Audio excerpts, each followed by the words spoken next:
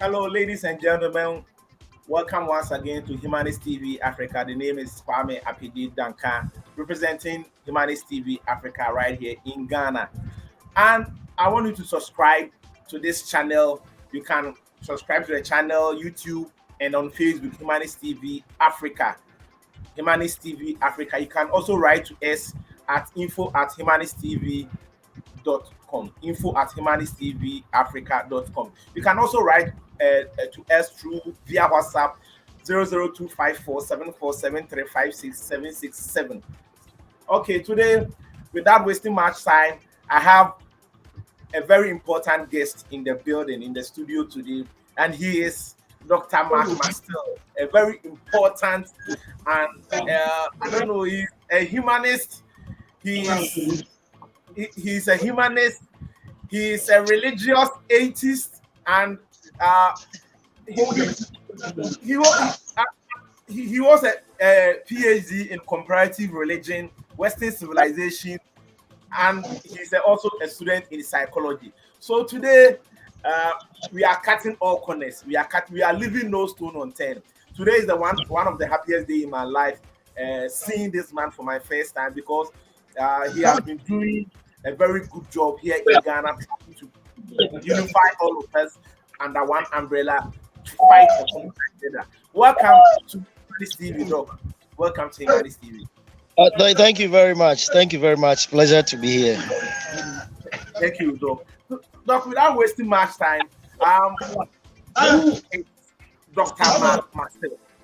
For our dear audience who doesn't know you, who is Dr. McStill? Well, I think you've done a little of the introduction already, except to say that my PhD is in comparative religion, and I'm a PhD student in psychology. I also have a degree in Western civilization, and a diploma in African traditional religion, and another diploma in Christian theology. But I also have a background in journalism and a few others. I'm a writer. That's what most people know me as a journalist and a writer. That's what most people know me for. Then I would say you are a master of all trade in this field. You are a master of all trade, and you are the right person. And even other fields. You are the right. Today we are going to discuss something about religion and the concept of God. You know, Africans, Ghanaians, we are born and bred with religion and with God. Most of us doesn't think about, and we are being advised not to think about God. We are just to serve God. So today I think you will help us delve into religion proper and the concept of God proper. You know, in schools, especially in primary, junior high, and senior high school, we learn through religious and moral studies, but we are not allowed to question. The teachers even preach that onto us. So I'm very happy. I'm very glad to meet you here. So, Doc, can you introduce yourself a little bit? Right now we know who you are, but I want you to tell us briefly who you really are, where you were born, how you were raised, your schooling, so that our audience will be abreast with you. Thank you very much, Doc. Okay, I was born in Mensia, which incidentally is where I'm currently right now. Menchia Palace in Kumasi. My father is the chief executioner, is the titular Wow. chief executioner. My mother is the granddaughter of the former Chempemhene, which is the Asantehne's son. And so I'm from Menchia, you see. But their hometowns, my father comes from Asufa, my mother from Sepetimpum, which is where Kumasi Airport is. And I was bred in Asawasi, which is a few meters from Menchia, Asawasi, and that's where I grew up. And I was first taken to an Islamic school for kindergarten. I ran away and was taken to Cambridge International, which was a very prestigious school at the time. And after that, I went to Prempeh College, and from there, I traveled. I traveled outside the country, went to a few countries, and then returned to do my A level privately. I registered and did my A level. I think a whole 7 months before my contemporaries, my colleagues did this, and thereafter I I went to teach alone, and then whilst teaching, I did a diploma in psychology, and then it didn't look like there was much use for it, so I went to do another one in journalism, and I've since done a degree in psychology and a master's in educational psychology, and after a while I'm now doing my PhD in psychology. But along the line, I got interested in other fields, and that's how come I did comparative religious studies and a few others. I never stopped learning and researching, really. So it's a little, I would say, but most people know me in other things too, because most people know that I'm well versed author. I've written more than 80 books in diverse fields in this country. I've written books on marriage in '97. I've written books on social upheaval, and then um, criminal, social response to the problems we have in government and so on and so forth. So I've written textbooks as well on textbooks for the GES curricula like JHS grammar, English grammar, composition. So I've written a lot, and I built my own house. That is what most people know me by. I built my own story building in Aswansi and another one in Kenya. And I taught my own son without him going to any school. He graduated in Ghana. He did his, you know, uh, BCE privately, SHS, that is the WASI privately, and then he went to Polytechnic on scholarship, and then later on some Indians. He went to this Indian university. They gave him scholarship there, and then after that, he was a banker. He recently received scholarship and went to Birmingham to do his masters. He's also doing other courses, and he's also a banker there. So that is a little about me personally. The little about you is not little because, so far as I know, from where you are coming from, you are the right person we need to discuss this controversial issue. Coming from Menchia Palace, your father being an executioner, you learning everything you come across, and even to the extent of homeschooling your son. I think kudos to you, and I think all of us we will learn from you. Going forward, we will learn from you. But back to business, doc. I learned you are the founder and the brain behind Black Empowerment. So, Yeah, yes, what is that too. That too. I'm what is the the mission founder. behind Black Empowerment, and what do you what is Black Empowerment seek for? What does it seek for, doc? Yeah, yes, that is a group I have with about 1,000 members in it. And I set it up because of the chorus that people clamor and say that we black people we are doomed, we are inferior, we should be destroyed, we can never progress. That kind of mentality. And then at some point, I asked myself, I think about 8 years ago, I asked myself that why why don't some people start a society which is which is sane, a common sense society, something that will make black people get respect in society. If we think it is bad and we are intrinsic part of it, we cannot remove ourselves from it. Why don't we repair the society? And it didn't take long before I saw that I'm the person I'm looking for. So I decided to set it up anyway as an excuse, so that when people say that, yeah, it's psychologists and it's sociologists who have to do this, anthropologists have to set up a new society for black people, and then we get a better society. And I said, yeah, I'm the person I'm looking for. So I set it up as a side issue, so that, as an excuse when people attack those of us who are in the humanities for not doing things to repair the society, I would be able to say that, yeah, I've set up this shop, you can join it. And then at some point, as other intellectuals joined in, I saw that yes, we had to get down to business.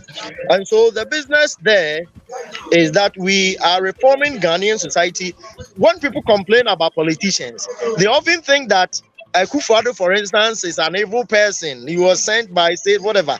Akufo-Addo is a Ghanaian. He was bred by the system. He campaigned 3 times for presidency. He spent a lot of money. And having gone through this democratic process, it's only by holding him to some, should I say, oaths, that would have made him do the right thing. You don't expect people to throw their money at something and they come again. When they have power, they continue to be charitable. So that is what is lacking. And having spent so much, the presidents we often glorify, like in Nkrumah didn't spend so much money on his. He didn't even spend money on his campaign. It is the UGCC which sponsored Nkrumah to come. Nkrumah went to rallies, talking to people, and after that, they paid him. They took collection, like we take in church, to support his campaign. So when he became president, he was obliged to return that favor. Atta Mills was sponsored by Rawlings. So you can see that he didn't spend much money of his own to make him better. Rawlings himself came by the barrel of the gun. He didn't have to spend so much money. So he could be gracious. Mahama was more or less, he just inherited a throne from Atta Mills. So Mahama could be charitable. So the society, that's the point I'm making, is a society which make the leaders. A society which makes the leaders. And if the society is not in the right shape, and it's not only religious, you have to look at their political, their religious, their economy, their family system, and the work they do. All these things is what crafts or shapes or creates the individual who eventually becomes a leader. And if we don't get these things right, then how do we expect to get leaders to come and be good leaders? So that is what Black empowerment is about. We are tackling every aspect of society. People are, ushered into Black empowerment who say, yes, Akufo-Addo is not good. Let's compare Akufo-Addo and Mahama. He's very happy. But the moment you say that, yes, your religion too, we are always collecting money for you to go to Mecca. What usefulness is that to the country? He says, no, as for my religion, don't touch it. Then somebody also comes and says, he's criticizing Christians. Akufo-Addo is building a church. The Christians, pastors collect a lot of money. They are not, they are not treating Ghanaians well. Then he said, let's talk about your politics. You are in this political party where you are stealing money. You tell us 60 billion is lost. How can we live in a country under such? And he says, oh, don't touch my political party. As for that one, I will never leave it. So in Black empowerment, we want to put everything on the table, every aspect of society. And the cardinal ones are what I've told you. The family system, the economy, the occupation. The occupation and economy is one. You have religion and church as one, and the education and the schooling is one, and then the government. So that is what we do in Black empowerment. Everything is on the table for discussion, brainstorming to get the best possible leaders. And now that we have 1,000, you can see we are doing very good work. Yeah. So, thank you very much. And I'm a proud member of Black Empowerment. I'm really learning a lot from there. Every day I'm learning a lot from there. And thank you very much for this initiative. And as an expert in comparative religion, it's like the egg and the chicken story. Which came first? Religion and God. Which came first? No, God comes first. God comes God comes because first. okay, But, okay, okay. having said that, let me say something about this religion and chicken philosophy. Okay, sorry, egg and chicken philosophy. Okay, it Okay. is not a problem at all, because when you say chicken egg, then chicken came before the egg. Because Okay. before you get kweku set, there has to be a kweku before there is kweku set. If there is no kweku, a shirt cannot belong to kweku.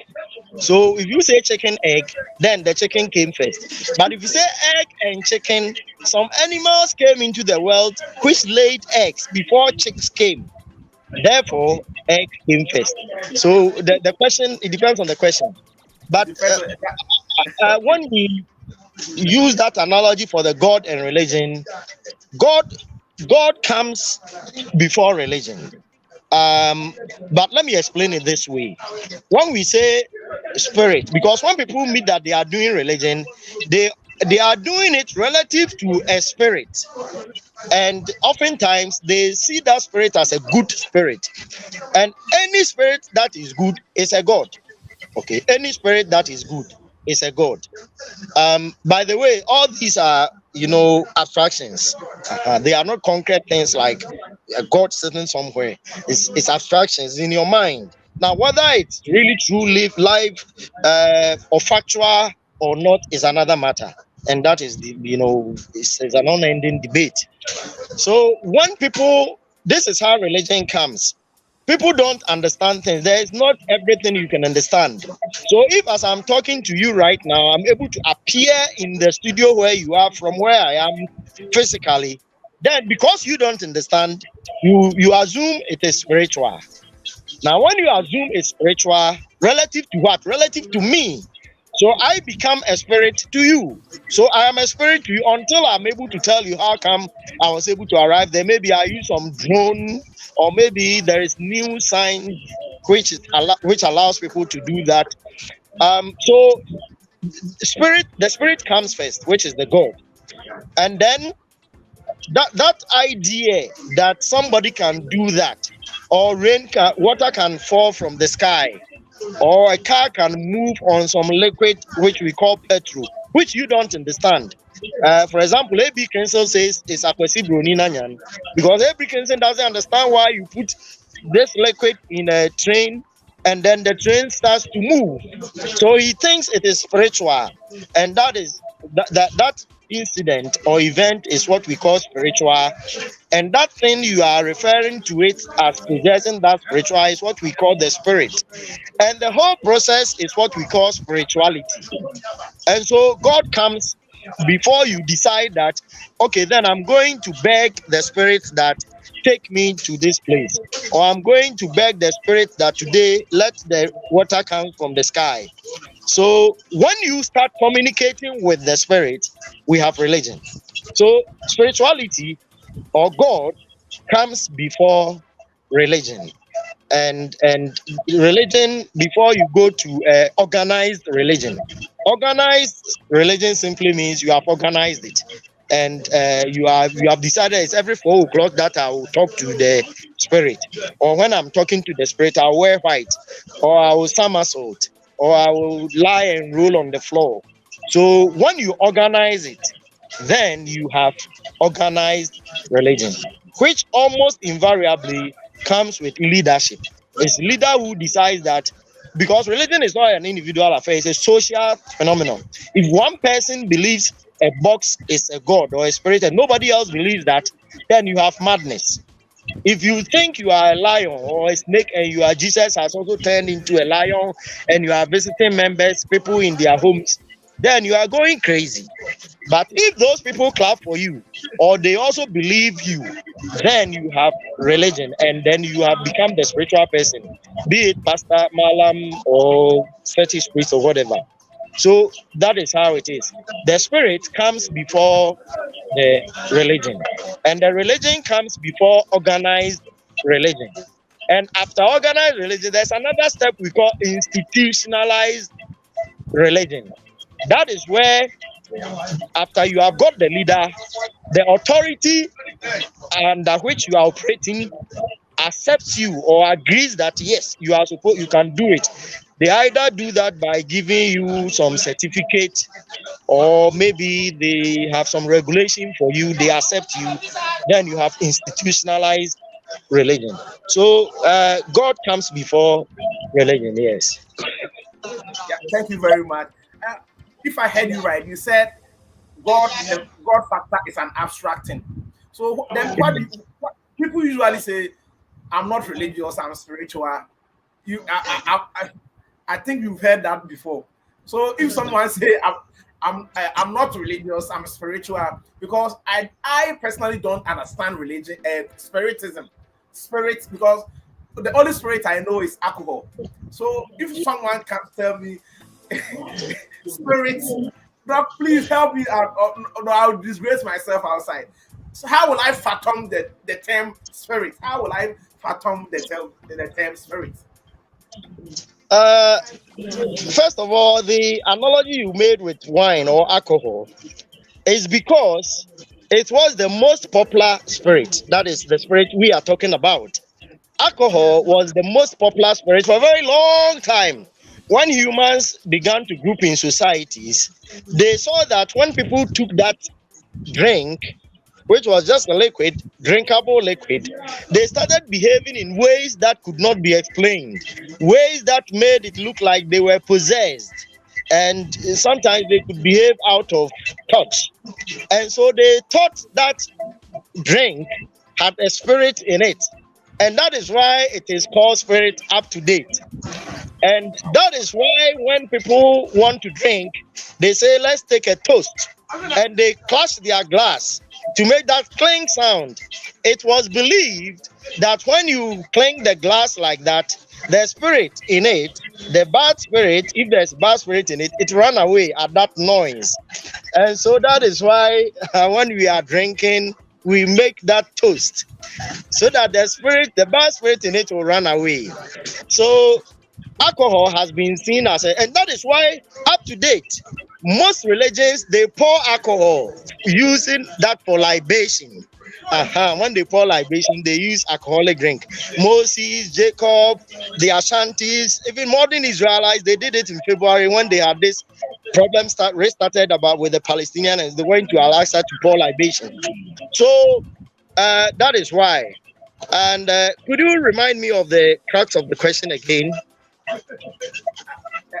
I wanted you to explain the term spiritism, and you Very explained good, it. very good. So you Yes, explained it from the relation to alcohol angle. religion. I want what our people think. I want. Yeah, Okay. I'm very thankful I get to explain this. Yeah, this too on TV. And I should say I congratulate you for being a member of Black Empowerment. There are also very big people in it that I don't even know them. The day before last night, the night before last night, I got a call from somewhere very, very important in the night. And after we talked, he told me he's also a member of Black Empowerment. So that means our membership is going very wide and very high too. So people these days are saying that I'm not religious, but I'm spiritual, and it's causing a lot of confusion.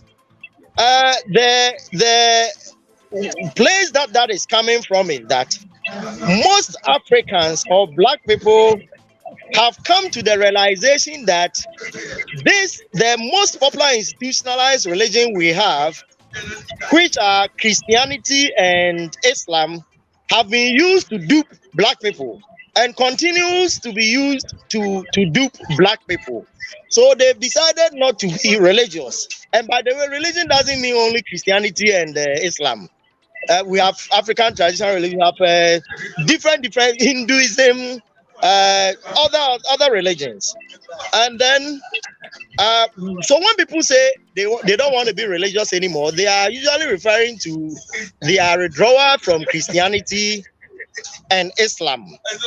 And so they say we won't do it anymore, but they still have that ignorance in why water falls from the sky, or why when you put that liquid petrol in a car it makes it move, or why women are so enigmatic, and so on and so forth. Things they don't understand. Why some people can get so rich in just a short span of time, and they are suffering. They are not able to make it in life. They are not able to understand all of this. So they say okay, then I am spiritual. I will not be religious. But when you become spiritual, it is the step towards, it is the route, the surest route towards being religious. So it's just like somebody who is saying, I don't want to be a driver anymore. I'll be a mate. So if you are not a truck driver, or you are not a bus driver, but a bus mate, that is the surest way to becoming a bus driver. So spirituality is within religion. So anybody who says they want to be religious but they don't want to be spiritual, usually they are practicing religion, because those who say they want to be religious, when you ask them, how do you do your religiosity, they end up saying that they communicate with that spirit, whatever it is. And the moment you communicate with it, that is what we call prayer. So the moment you pray to your God, you are involved in religion. And it doesn't matter whether your God responds or gives you what you want or doesn't. That is irrelevant. As long as you are praying to your spirit or you are communicating with your spirit, you are doing religion. But when you believe there is a spirit, that is spirituality. You believe there is a spirit involved in something. But the moment you communicate to it, you are doing religion. The moment you take action to that belief, it is religion. But if you don't understand things and you ascribe spiritism to it, that one is spirituality. No, Exactly. Today, as Ghanaians, we are really stepping on some people's toes. Yes, what I've given you is the dictionary meaning. But of course, I can come to you today and say, I take a stick and I say it's a snake. And well, it may be a snake to me. And once I've told it to you, you can also start believing it's a snake. But if you go on the national stage or a big stage and you say everybody should agree that a stick is a snake, it is not a snake. So those who want to, if you want to, thanks to Comfort Damwife, the former Catholic priest who became famous for resisting the Catholic Church, that they were cheating us Africans and Ghanaians, and they sacked him, and he set up this. Actually, he resigned. Whether he resigned or they sacked him. He set up this African church or African religion, and he named it Africania. I suggest we all use it as our African religion, Africania, instead of saying spirituality and you are doing worship.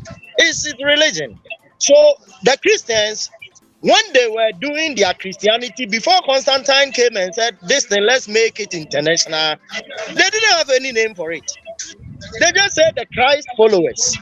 Until Constantine came and then said, branded it as an empire affair, let's export it to other people, and then they branded it. So the yam or rice you eat in your house, you may not have any name for the yam, but the moment you decide to brand, to sell your yam, your particular yam, type of yam, to Togolese or export it to Nigeria, you want people to see yours is special, whether it is special or not. So you may brand it as Kweku Menu Yam or Danso Yam or something. So because Africans have not traditionally been exporting our religion, we have not branded it. So we just call it African traditional religion. And that is why some of our people who are enlightened now, they want to break away from the mainstream religions. They are saying, let's call it spirituality. It is not spirituality, it is religion. So that is the explanation for that. Yeah, no, thank you very much. The place you are standing now is very symbolic. The reason why I'm saying it's very symbolic is when Islam came to Africa, it spread from the north to the place you are standing, and Christianity spread from the coast to the place you are standing. So it is very symbolic. It is very symbolic to the African. So if you come and tell me today that people say they have evidence for this spirit, and people do spiritual stuff on TV.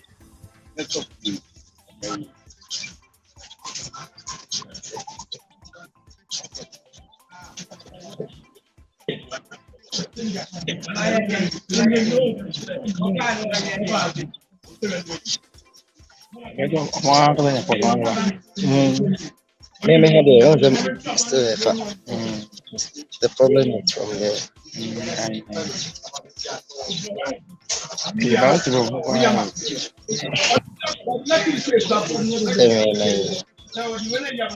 MEP is necessary.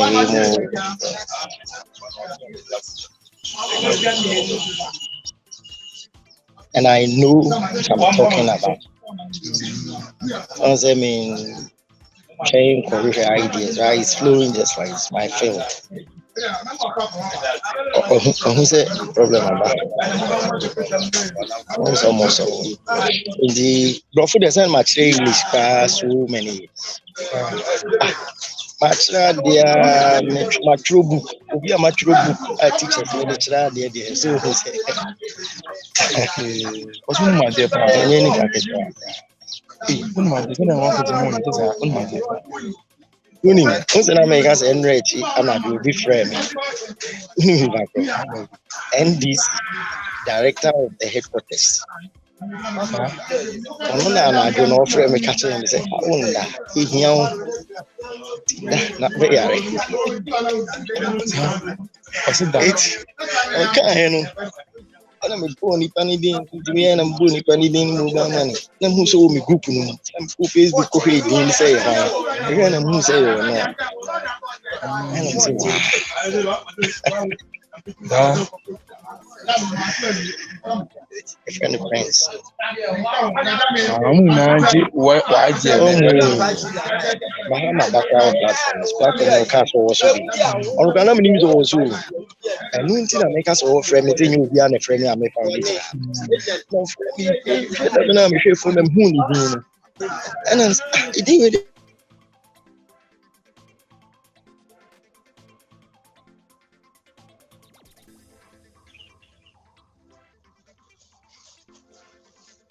What, Doc? Doc, forgive me. The lights just went out. The lights just went out, so I came out from the studio to my phone. Just forgive me. Okay, let's continue. I will say, Ekufuadi just took my light. That's why. Doc, forgive me. But thanks, our audience are still following the conversation because it is still you are giving us so much history and so much knowledge. Doc, thank you for staying with us. So, Doc, I hope you can hear me very well. Yeah, I can. Yes. The network might not be good, but the lights just went out. So I'm using my phone right now. So, Doc, let's continue it from there. People portray spiritism. We have so many people. We have so many people who says they have this kind of supernatural powers, and they can even exhibit it in front of thousands of people all over the world. People claim they have this spiritual powers. So, Doc, why are you saying there are no spirits? Why are you saying? I don't understand. I want you to explain that to me very well, though. First of all, I haven't said there are no spirits. Yes. What I said is that when somebody makes a claim that there is a spirit, now whether it is verified or not doesn't validate their claim. That is not how we validate spiritual claims. Spiritual claims are verified by the number of people who follow it. That is all. So when Prophet or Angel Obinim says he has turned into a snake, we don't have to take video there or test his blood or try to monitor him before we agree he actually turned into a snake. Because it is spiritual, and this is accepted in psychology, mind you. When you are doing an IQ test, there's a part we call the cultural factor, we put it in it. So as long as he has plenty people who agree that he turned into a snake spiritually, it's established. So he can turn into a snake spiritually. That is how we validate spiritual claims. Now, your question was, so many people come on TV and they do this magic. By the way, spirituality is what is called scientists call magic. Okay, yes. So because when you do something extraordinary, that is what we call magic, and that is what spirituality is about. Now, when somebody comes on TV, and that is a confusion even the IGP is having right now. Ghana's IGP doesn't know what to do about it, and they are saying that be cautious when you are prophesizing and so on and so forth. If there is time, I'll give a comprehensive solution about it, because even Parliament, a whole Parliament, is confused about what to do about it. So right now they go to make a law that if somebody says somebody else is a witch, which is actually in the realm of spirituality, somebody says somebody is a witch, they have to be arrested. You, the one who made that allegation, have to be arrested and jailed for 5 years. It doesn't solve the problem. President has refused to sign, but that is a step in the right direction, but it doesn't solve the problem. It could actually worsen it, because those who are doing that, the spiritual leaders, they have a way of rising from the ashes greater than they were before you try to burn them. So your question is, what do we do about these people who are saying send the mamens, and they turn paper into currency, they do all sort of this magic on TV, like Nana Grada was doing, and eventually some people may lose money in that process, or sometimes status in that process, to be more broadly. What do we do about it? When somebody makes a claim and he gets even one more follower, if I claim to you right now that I'm God, okay? If I tell you I'm God, and then I get one other person following me that yes, this man is God, it's established. I'm a spiritual person, and in spiritual world, I am God. If I tell you that I can fly into the sky, and I have somebody believing it, whether the person likes it or not, the moment I have another person believing it, I'm a spiritual person. The statement I made is a spiritual statement or spirituality. Unfortunately, what is happening?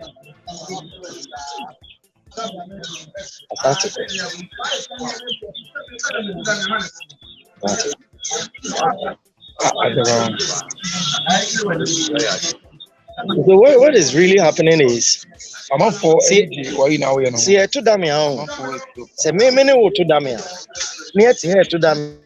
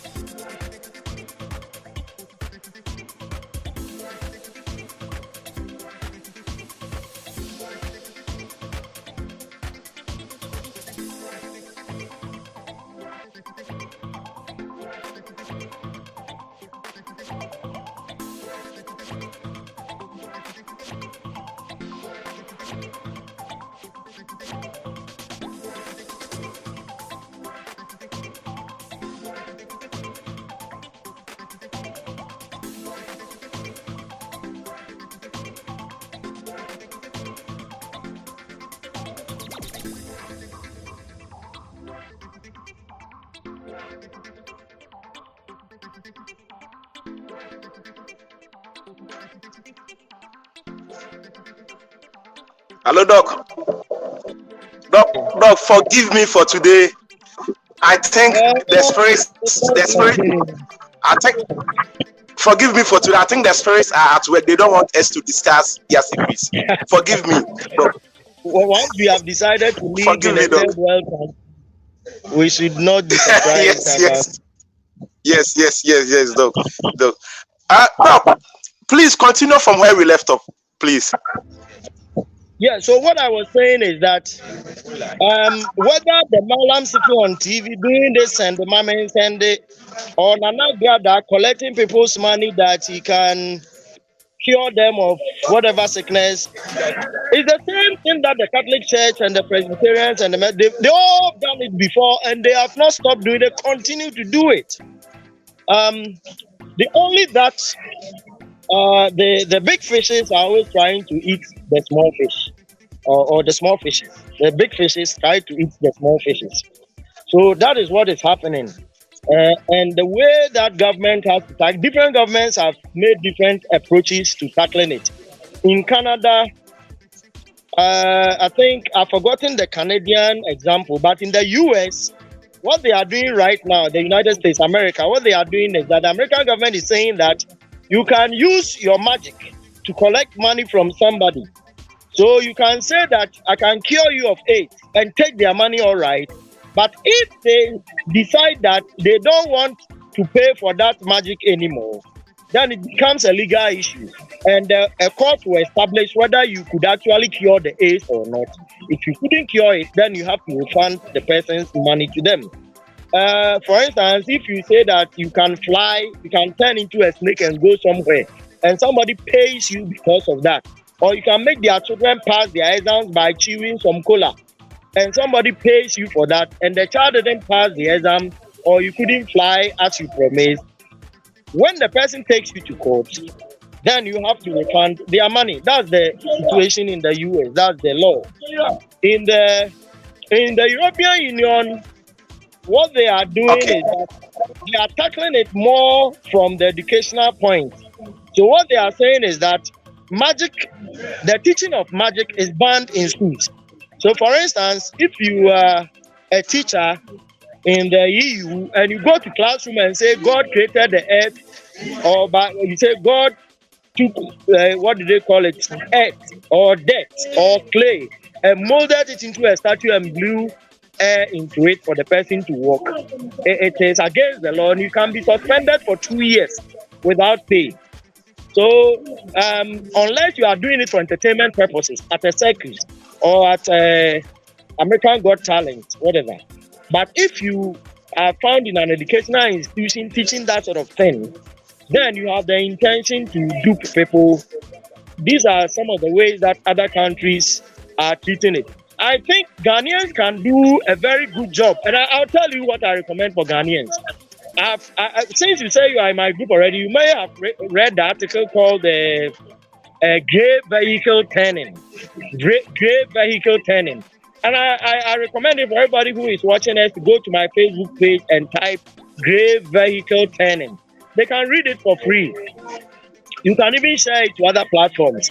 My recommendation there, simply put, is that Ghana's government can make a law that every spiritual person should register with the government. The registration should be so easy that once the person comes and says, I am a spiritual man, the government doesn't need to ask him which school they went to or any training they got. He comes and says, I'm a spiritual man. Then government should go ahead and give them certificate or an ID card showing that he's a spiritual man. So he says, my spirituality is pastor or Christian or malam or imam or fetish priest. Then government gives him identity card as spiritual person category, Methodist pastor or evangelical, whatever, with his identity on it. And so when that is established, anybody, the moment anybody goes to somebody, his church or himself for spiritual services, whether it works or it doesn't work, the court should not have any feelings in that. So if you go to somebody's church that you going to pray or you want spiritual healing, a person slaps you or takes your 100 million, that is the end of it. Once the court is able to establish that the person is really identified as a spiritual person and they told you explicitly that they were a spiritual person or what you went for was spiritual, government should not have anything to do with it. And then also, when somebody says they are spiritual, they should not be allowed to make claims or any pronouncement or any actions on other people, third parties who have not come to them. So if I haven't come to your church, you don't have any right to say I'm a witch or I'm an angel. But if I come to your church, then you can even kill me. Because if I came there that I wanted spiritual service, it's up to me. If we do that at the beginning, I think there'll be some confusion. These people will rob the people big time. But by the end of at most 1 year, everybody would have advised themselves whether they have to go there or not. When we do that, it will bring a lot of sanity. Because of TV time, it's not like reading the whole article. I may not be able to explain everything about the benefit and so on. But what I want to say relative to your question directly is that as long as the Roman father or the Methodist reverend is able to congregate people in his church and tell them that they should pay money, it will help them to reach a city in the sky when they are dead, which is scientifically false. And we can't arrest them. I don't see why when somebody also comes on TV and say, I'm a malam. He says I'm a malam, a spiritual person. And then after that he says, send 100 million, memo 1 billion, and you send it. I don't think the person is liable for any legal action.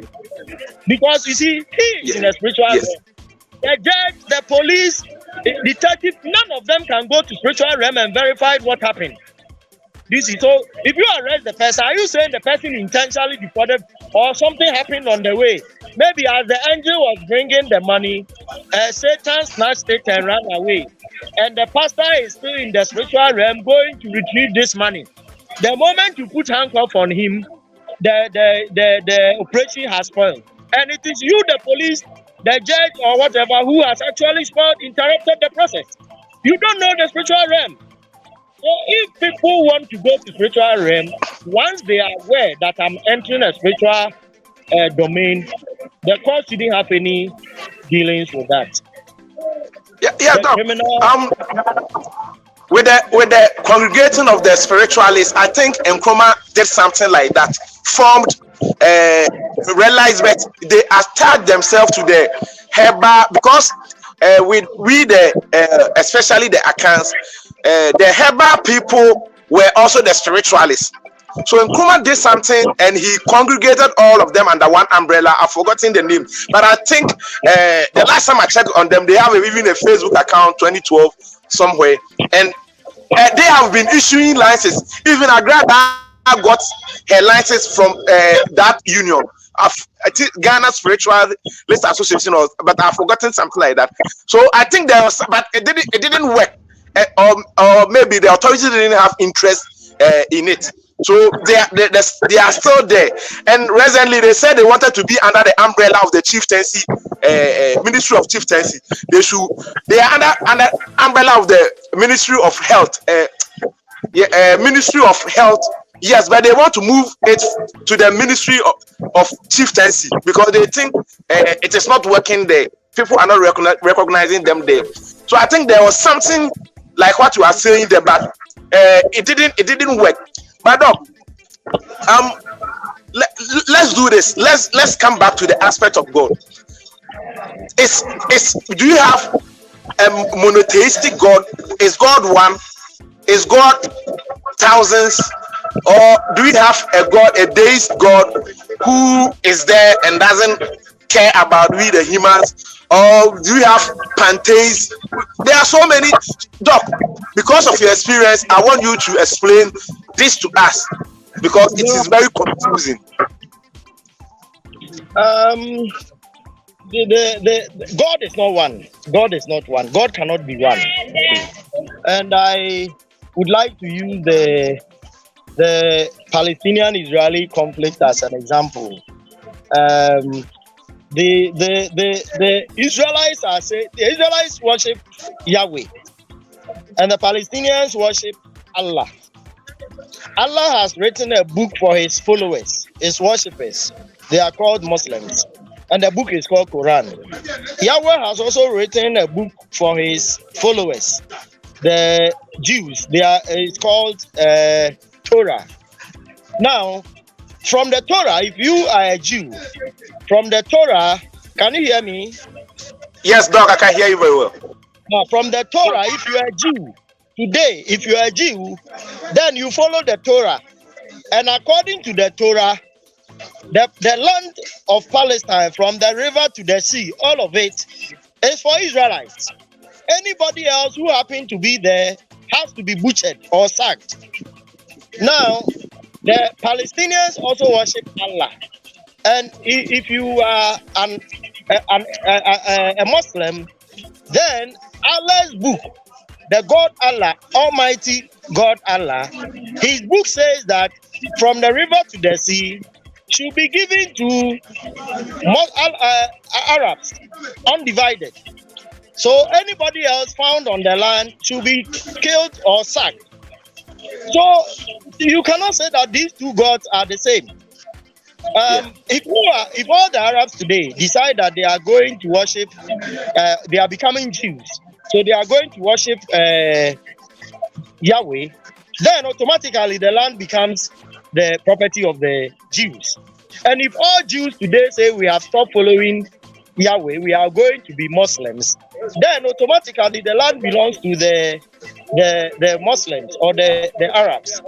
So God is not one. There are two gods, and their people are fighting there. So the only way for them to understand and agree to that is to accept that God is not one. You have your God, we have ours.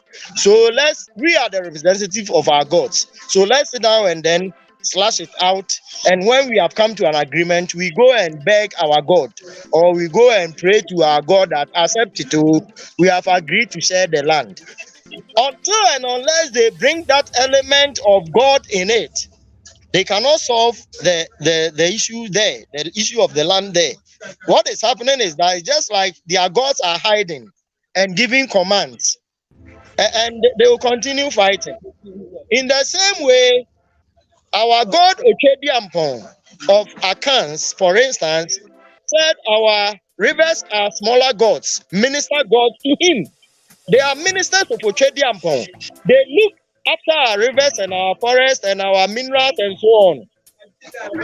Ochediampon will never allow Newmont to come and mine gold from Ashanti and leave only 3% for us and take 97% away.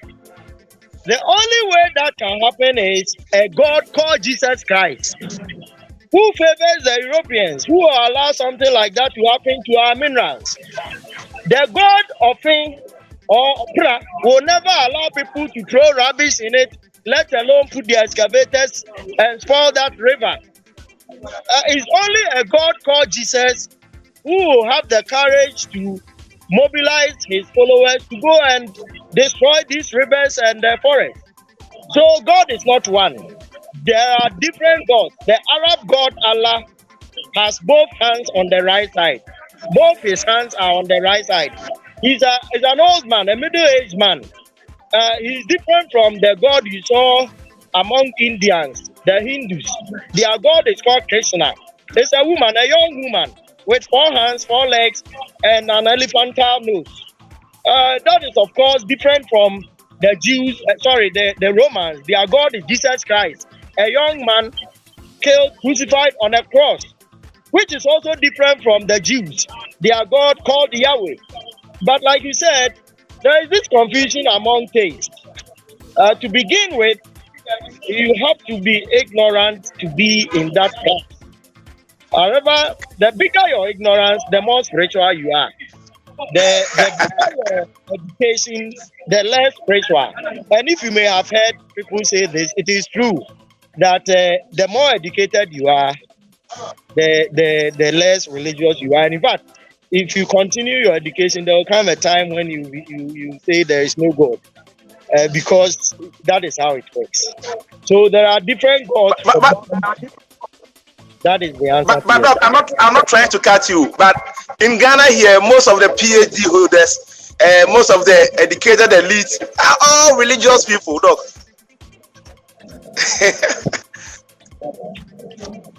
First of all, there are two answers to that. One day you meet somebody who says, I have a PhD in let's say Christian theology. Okay, that is nothing. It's you see, when people, that is the confusion Ghanaians are having when somebody comes and says, I have a PhD. So somebody comes and says, I have a PhD in draft playing, dummy. And then you take him and say, yes, he's a very good player. Then you go and put him in football, that he should play number 9 or he should coach Black Stars. You're going to have a disaster. He has a PhD in a different field. So if you put him in that field, then he will tell you everything about draft. But it doesn't mean other sports he can do it. So if somebody tells you that they have a PhD in Christian theology, that person has no right to make statements on Hinduism or African traditional religion or Islam. But of course, when you go to Christian church, they tell you that their God is the only God. So their God has the right to insult, make pronouncements on other deities. And that is where the problem is. So, first of all, these people who you say have PhD, but they are churchgoers, most of them are PhD in, let's say, Christian theology or Christianity. And then I would dare speak on this. You will see that a good number of them don't even know the field they say they are in. They have a PhD in.